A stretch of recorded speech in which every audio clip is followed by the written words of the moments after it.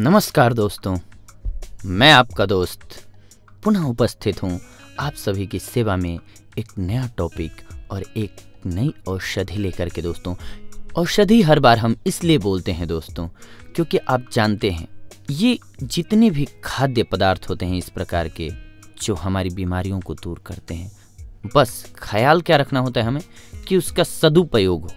अति का न बोलता, अति का न चूप, अति की न धूप, अति की न छाँव, अति सर्वत्र वर्जयेत। जी हाँ दोस्तों, कहा गया है कि किसी भी चीज की जब अति हो जाती है तो अच्छा नहीं रहता है दोस्तों।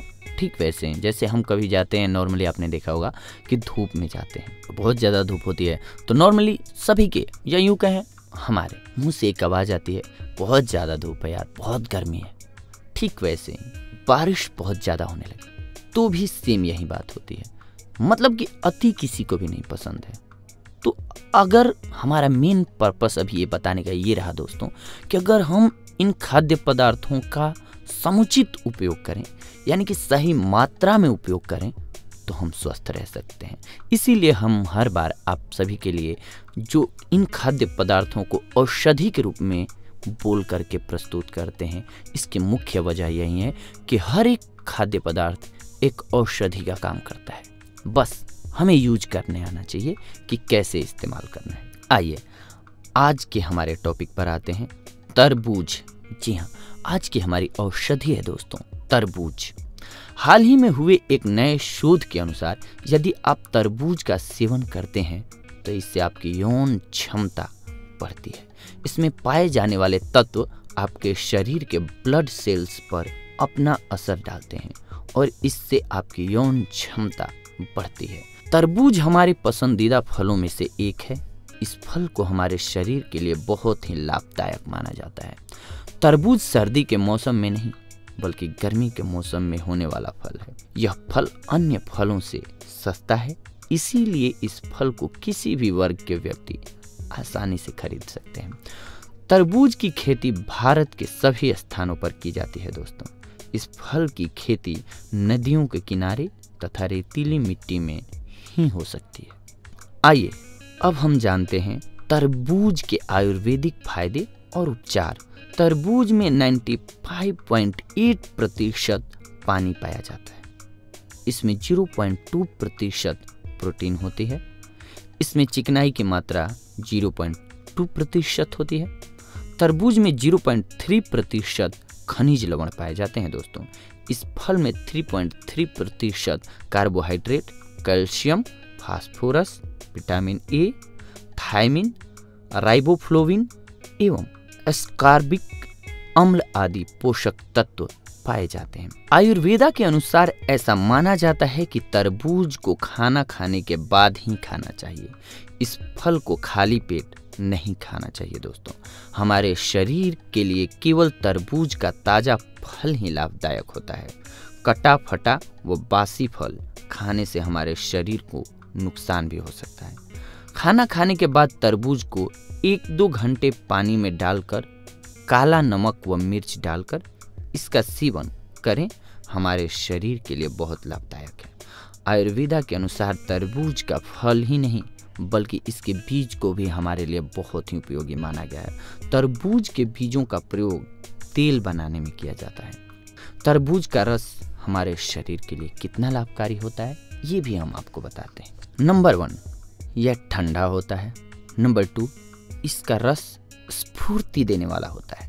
तीसरा, तरबूज का रस अत्यंत स्वादिष्ट होता है तथा पौष्टिक पेय है। ये तरबूज हमारे शरीर के कई दोषों को भी नष्ट करता है दोस्तों, जैसे पित्त, वीर्य, वात, कफ। हम बादाम के तेल की जगह तरबूज के बीजों का तेल भी प्रयोग कर सकते हैं। आयुर्वेदा के अनुसार तरबूज के औषधीय उपयोग। जी हाँ दोस्तों, अब हम आपको बताने जा रहे हैं तरबूज के कुछ अन्य बेनिफिट्स। उच्च रक्तचाप। जी हाँ दोस्तों, उच्च रक्तचाप से तरबूज का बीज तथा इसके रस का सेवन हमारे लिए अत्यंत लाभदायक होता है।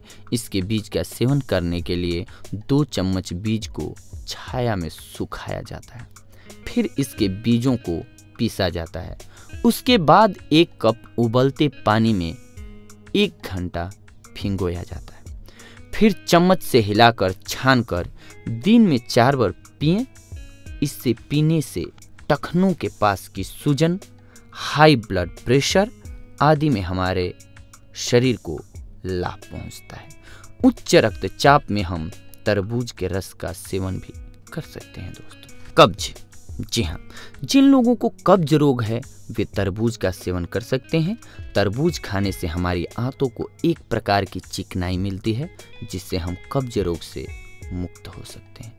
सिर दर्द, जिन्हें गर्मी के कारण सिर में दर्द होता है उनके लिए तरबूज के रस का सेवन अत्यंत लाभदायक है।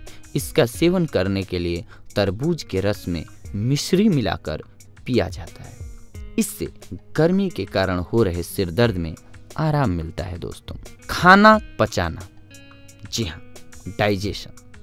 खाना खाने के बाद यदि आपका खाना हजम नहीं होता है दोस्तों, तो आप तरबूज के रस का सेवन भी कर सकते हैं। इसके सेवन से आपका खाना जल्दी हजम होगा तथा इसके सेवन से जठराग्नि क्रियाशील होती है और हमारा ब्लड भी बढ़ता है दोस्तों। इसके साथ साथ मूत्रावरोध, जी हाँ दोस्तों, अगर आपको पेशाब होने में प्रॉब्लम होती है तो उसे भी ये दूर करता है। थकान, जी हाँ, अगर आप तरबूज का सेवन करते हैं तो आपकी थकान गायब हो जाएगी दोस्तों। पीलिया, जी हाँ, किसी मरीज को अगर पीलिया हुआ हो तो उसे आप तरबूज खिलाएं, वो जल्दी स्वस्थ हो जाएंगे। अगर आपको लू लगा हो तो भी तरबूज काम आता है दोस्तों। मसूड़े की बीमारी हो तो भी आपको तरबूज सहायक साबित होता है। रक्त वृद्धि, जी हाँ, तरबूज खाने से आपके शरीर में ब्लड की बढ़ोतरी होती है दोस्तों। मूत्रदाह, जी हाँ, यदि आपको पेशाब की जलन को दूर करना हो तो आप तरबूज का सेवन कर सकते हैं दोस्तों। इससे आपके पेशाब में होने वाले जलन से राहत मिलेगी। ज्वर यानी कि बुखार में यदि आपको ज्वर है तो आप तरबूज के रस का सेवन कीजिए, आपको राहत मिलेगी।